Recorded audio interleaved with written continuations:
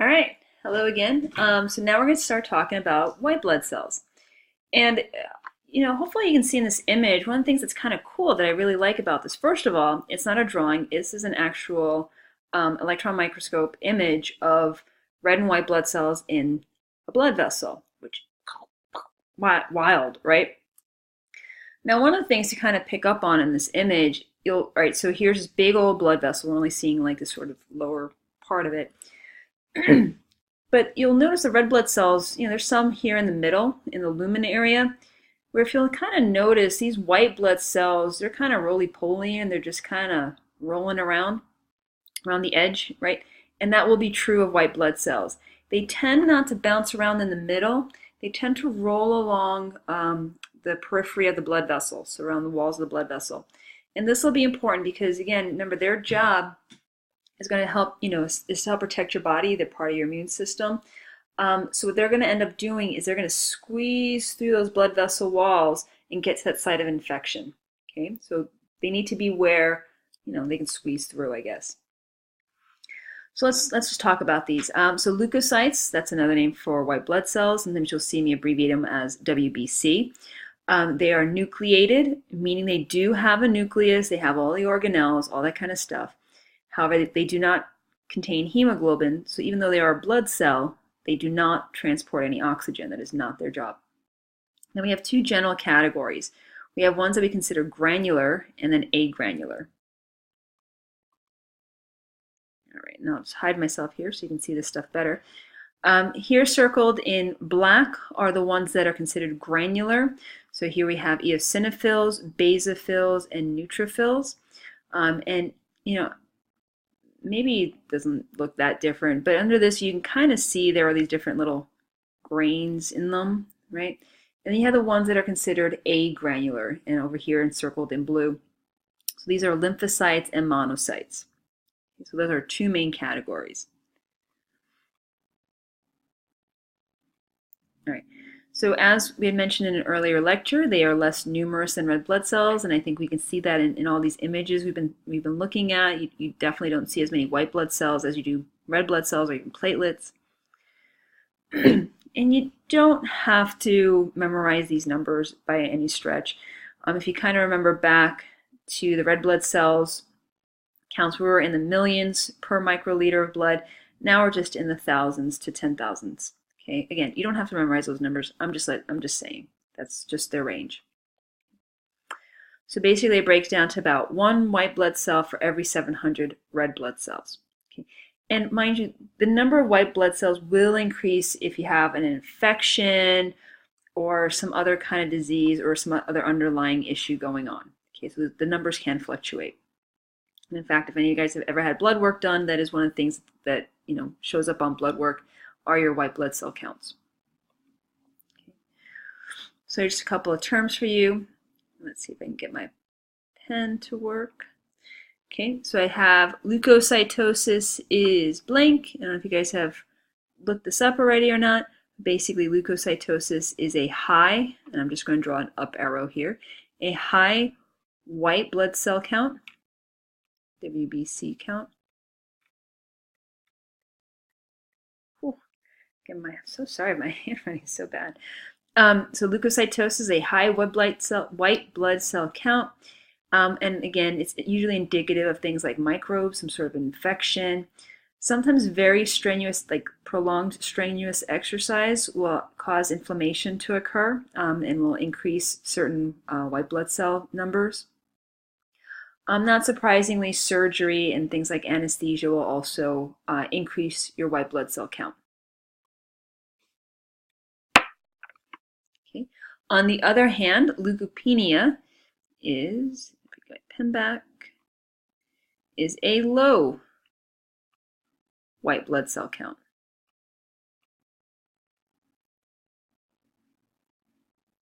Okay, so that's a low white blood cell count. So things that would cause a low white blood cell count are things like radiation. We talked a little bit about radiation. We talked about the thymus, for example. Whenever you have radiation, that basically prevents the cell division. So, it's not surprising to have a low white blood cell count. Things like shock, particularly if you've lost blood, well, you'd have a low blood cell count. And things like chemotherapy also is meant to decrease cell reproduction or cell division. So again, not surprised we'd see a low white blood cell count during chemotherapy.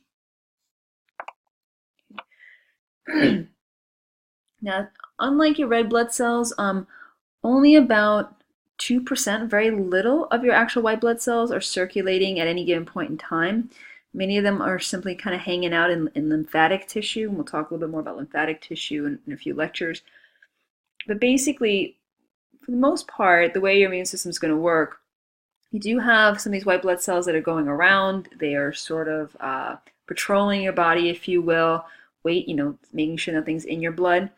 However, the vast majority, because your blood gets to every tissue in your body, and we'll talk a little bit more about the lymphatic system later. But basically, for the most part, microbes get brought to your white blood cells. Okay, so they kind of hang out in lymphatic organs, waiting for this sort of sampling of blood to come to them, where then they go, oh my goodness, there's some sort of infection, and then an immune response is activated. Okay, so for the most part, they don't circulate unless something's going on. All right, so let's talk about some functions. All right, so we're going to take a look at the individual types of white blood cells first. So in this image, what you're seeing here are actually neutrophils. Okay, they're both neutrophils in this image. The other things in the image are simply red blood cells, and I think you can kind of see a couple platelets in the image as well. They're a little bit more fuzzy. So these are very typical neutrophils for your textbook case. But both neutrophils and macrophages, these are phagocytes. So these are going to be cells that are going to go to a site of infection, and they're going to gobble up whatever that microbe is that's causing the immune response. Okay. They're attracted by something called chemotaxis. And I don't know if you guys are familiar with this, but so chemo refers to chemical, and then taxis is like movement toward. So basically, they will move toward chemical cues, either being secreted by damaged tissue or by the foreign microbes. A lot of times bacteria and different things are actually giving off chemical signals. And these neutrophils will be attracted to that, and they'll actually like kind of sniff it out. I often think of this sort of like, I don't know, we all do it too, right? You smell something really good, and you kind of like, and you follow your nose, right? As the smell gets stronger, you're going toward it. It's similar to that. It's just a little bit different. But that's also a chemical kind of trail that these neutrophils follow to find, the microbe.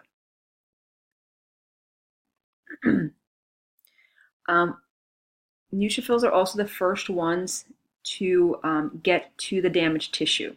So let's say you cut yourself, the neutrophils are the first ones to arrive at that site of tissue damage, because basically whenever you cut yourself, you know that some bacteria is getting in, right? And they're the ones that are going to get there to make sure you don't get some really bad infection going. Okay. Part of their arsenal are something called lysozymes. And if you remember back 201, we covered it there. So lysozymes are found inside the cell. So if the neutrophil gobbles up whatever, the lysozymes are going to digest whatever that microbe is. Same thing with strong oxidants. Remember, we had peroxisomes inside. So very similar, they break it down. Now, defensins are a little bit different. Defensins are used primarily, what they do is it's a proper term for it, they compromise the integrity of the cell membrane of a microbe. Okay, so essentially what that means is defensins are going to break down the cell membrane of the foreign microbe, and hopefully, obviously, by breaking down the cell membrane, the cell will burst. Right, so the microbe will burst, making it easier to then, well, A, it's dead then, and two, it'll help digest all the other parts inside.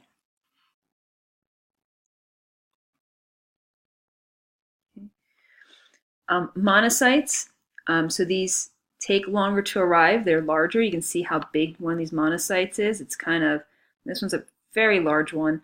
It's almost like, 2 red blood cells in size, maybe even 3.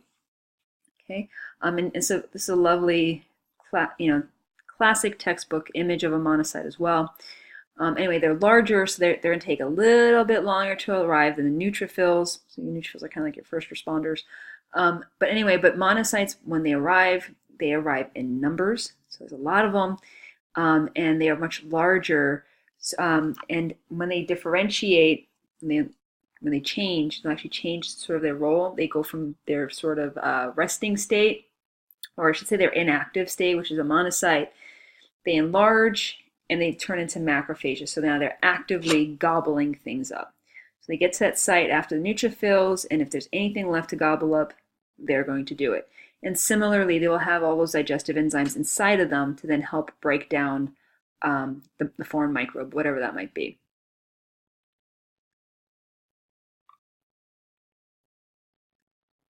Right. Here we have our basophil. So basophil, like all of these little grains inside that basophil, are basically vesicles, and inside those vesicles we have a whole bunch of different molecules, or I should say proteins or chemicals. For example, we have heparin, histamine, as well as serotonin. So as this indicates, the heparin, histamine, and serotonin are going to basically intensify the inflammatory action. So heparin, you may be aware, is an anticoagulant.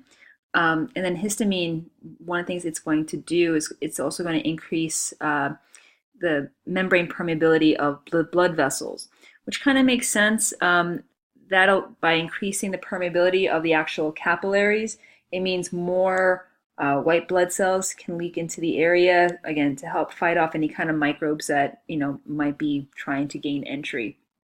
Okay. Unfortunately, and that's one of the reasons why when you have like a cut that's inflamed, it's kind of red and it's hot. It's red because these capillaries have gotten a little bit leaky, so you're seeing more blood cells in that area. And then it's hot because it's very metabolically active, because all these white blood cells are there fighting off an infection. Okay, now, I mean, the ideal is you don't want this to go out of control, however. Unfortunately, basophils sometimes are maybe too aggressive with some foreign microbes, or a little bit too sensitive, I guess, to them. So, for example, pollen is a foreign microbe that enters your body because, it's either in your eye, it's in the air, so it gets in your eyes, your nose, your lungs, whatever. And when basophils really trigger due to these pollen microbes or cat dander or whatever it might be, that's when you start having allergies. So that's where allergies come from. Okay. So you probably have heard of like a lot of things that you take for your allergies are antihistamines. Well, this is what you're trying to block. Okay. All right. Eosinophils. So here's a nice typical eosinophil. This is a neutrophil. So I don't know if it's really readily obvious the difference. The bilobes of the eosinophil tend to be fairly smooth, pretty obvious, whereas this neutrophil, you can kind of see there's a crook in it. It's a little bit, not, I don't know, it's kind of like a cheap knockoff looking kind of thing of an eosinophil. Anyway, here's a good textbook difference between an eosinophil in the upper area and a neutrophil. Okay. Eosinophils will release histaminase. So that ACE means that it's an enzyme. It breaks down the histamine. So it's helping to control that allergic response and that the inflammatory response. These are also phagocytes. So they gobble up different things. So for example, antigen-antibody complexes. And they are also particularly effective against parasitic worms. So yay, eosinophils. Lymphocytes, it's kind of like the little ink dot kind of looking thing. These guys we're going to talk a lot about when we talk about the immune system properly. They are the major soldiers of the immune system. We have two different types. We have B cells, we have T cells. Now just a little bit of information here for you. B cells, these guys, just kind of like think, so you can start thinking about this now. So these ones are going to become plasma cells. plasma cells. And these plasma cells are what make antibodies. Okay, so B cells are basically making antibodies. Okay. T cells are, on the other hand, we're going to find there's two different types of T cells. And again, we'll talk a lot more about this when we get to the immune system. There's two types of T cells. The first type is something called a helper T cell. And this guy's sort of like the support cell. Really important though, right? So they're not the main one that's going to go out killing things, but their role is super important. In fact, HIV attacks helper T cells, and as you know, if that's not medicated or not, kept in check, it can kill you, right? Completely break down your immune system. Again, we'll talk more about that when we get to the immune system. But all right, so two types of T cells, helper T cells, and something called a cytotoxic T cell. Okay. So it's going to be these cytotoxic T cells that are going to go into your system. They attack viruses, fungi, transplanted cells. So I don't know how aware you are of this, but people who've had like organ transplants, they are always under immunosuppressant drugs to make sure that these cytotoxic T cells do not attack that transplanted tissue, because your immune system realizes that, hey, that's not you. I need to kill anything that's not you. They are not sophisticated enough to understand that, but I need that kidney, or I need that lung, or I need that whatever. They don't know. They just know it's not you, and they're going to try to kill it.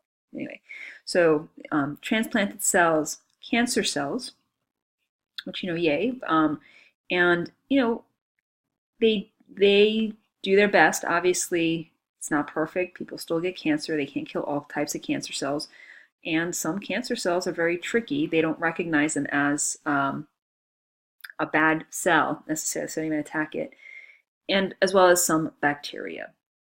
So those are our major types of lymphocytes.